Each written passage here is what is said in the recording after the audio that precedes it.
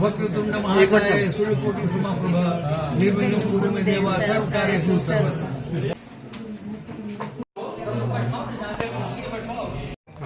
Ma'am, आज तारा maternity का उद्घाटन आपके यहाँ हो रहा है। ऐसे तो शहर में कई मैटरनिटी सेंटर हैं, लेकिन आपके यहाँ क्या कुछ खास होगा? सबसे पहले तो मैं आप सबका धन्यवाद देना चाहूंगी कि आप लोग यहाँ पर आए और हमारी खुशी के हिस्सेदार बने। और आज महाशिवरात्रि का भी शुभ अवसर है। आज हमने पूजा रखा था। और पहले मैं बता दूं कि तारा हॉस्पिटल जो है ये बिहार का पहला मल्टी स्पेशलिटी हॉस्पिटल है, जो कि 1985 में खुला था। और ये एक सिर्फ अस्पताल नहीं है, ये तारा हॉस्पिटल फैमिली है। आजकल कॉर्पोरेट कल्चर में कहीं ना कहीं जो पर्सनल इंटरेक्शन जो होता है पेशेंट से, किसी भी डॉक्टर का, वो मिसिंग है। लेकिन तारा हॉस्पिटल अपने पेशेंट्स का उपचार, क्योंकि हम लोग गांव से भी जुड़े हुए हैं, सीवान और चंपारण जिले से, जहां से बहुत सारे पेशेंट्स यहाँ आते हैं।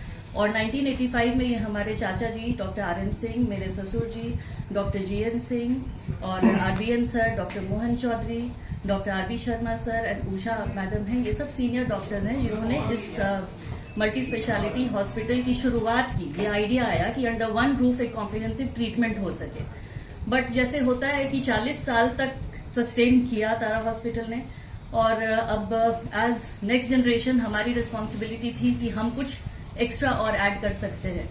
आज नई टेक्नोलॉजी है, टेक्नोलॉजी के साथ आगे बढ़ना है, but at the same time जो पेशेंट और डॉक्टर इंटरेक्शन है एंड अफोर्डेबल प्राइस, ये भी है। कॉर्पोरेट में नुकसान है तो फायदा भी है, और एम्पैनलमेंट है, बहुत तरह की चीजें हैं, ऐसे टेक्निकल इश्यूज हैं। लेकिन एक पर्सनल 1-to-1 केयर जो होता है वो हम लोग देने की कोशिश करते हैं with advance technology and with affordable price के साथ।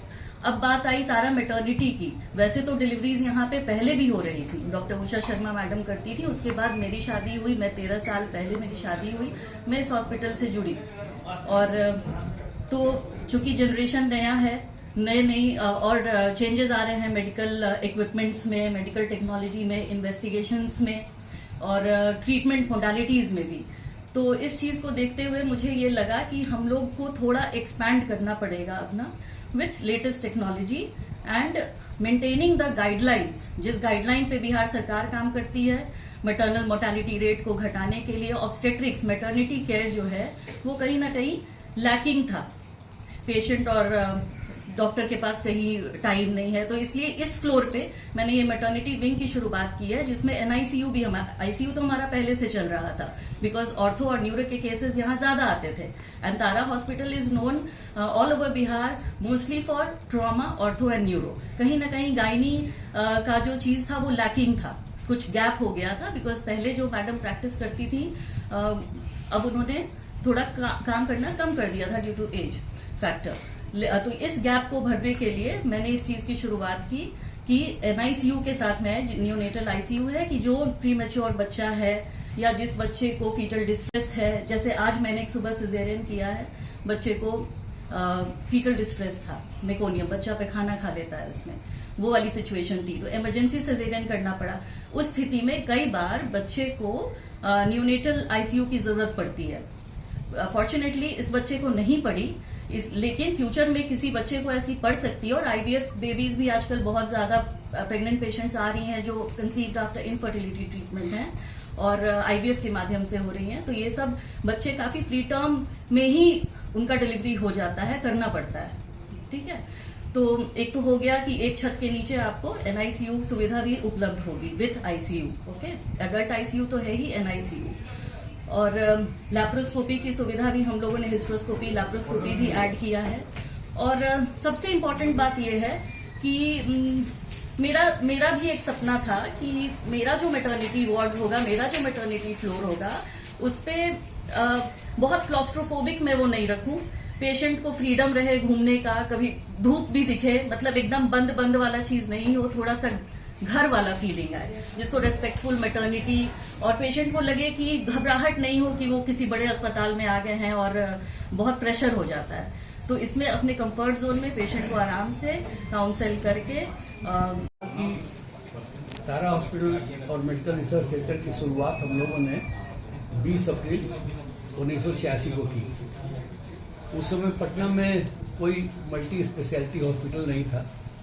हम लोग का ही एक अस्पताल था जहाँ पर सभी विभाग के मरीज आके भर्ती होते थे। और फॉर्चुनेटली जब हम लोग आए यहाँ से तो हमारे साथी लोग, हम इंग्लैंड में थे उस समय, हम लोग 4, 5, 6 डॉक्टर वहाँ पर थे। कोई न्यूरो सर्जरी में था, कोई गायनी में था, और सभी ने MRCOG FRCS किया हुआ था।